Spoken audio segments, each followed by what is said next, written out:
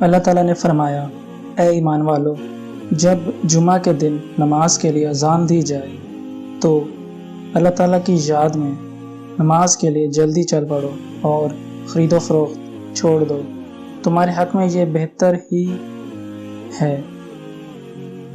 رسول اللہ صلی اللہ علیہ وآلہ وسلم نے ارشاد فرمایا، ہم سب امتوں کے بعد دنیا میں آئے لیکن قیامت کے دن سب سے آگے ہوں گے۔ فرق صرف یہ ہے کہ یہود و نصارہ کو ہم سے پہلے اللہ تعالیٰ کی کتاب ملی، پھر یہی جمعے کا دن ان کے لیے بھی مخصوص عبادت کے واسطے مقرر ہوا جو تم پر فرض ہوا ہے، لیکن انہوں نے اس میں اختلاف کیا اور ہم کو اللہ تعالیٰ نے اس کی ہدایت کر دی۔ سب لوگ ہمارے پیچھے ہوں گے، یہود دوسرے دن ہفتہ اور نصارہ تیسرے دن اتوار کی طرف چل دیے۔ رسول اللہ صلی اللہ علیہ وآلہ وسلم نے فرمایا، تم میں سے جب کوئی جمعہ کی نماز کے لیے آئے تو اسے غسل کر لینا چاہیے۔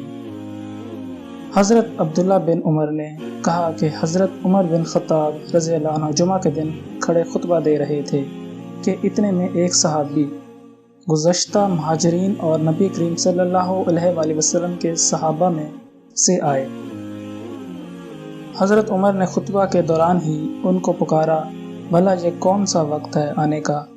انہوں نے کہا، مجھے کچھ کام پڑ گیا تھا، میں گھر میں نہیں گیا، اذان سنتے ہی میں نے وضو کیا اور چلا آیا۔ حضرت عمر نے کہا، اچھا یہ کہتے ہو کہ تم نے صرف وضو ہی پر اکتفا کی، حالانکہ تم کو معلوم ہے کہ آپ صلی اللہ علیہ وآلہ وسلم جمعہ کے دن غسل کا حکم دیتے ہیں۔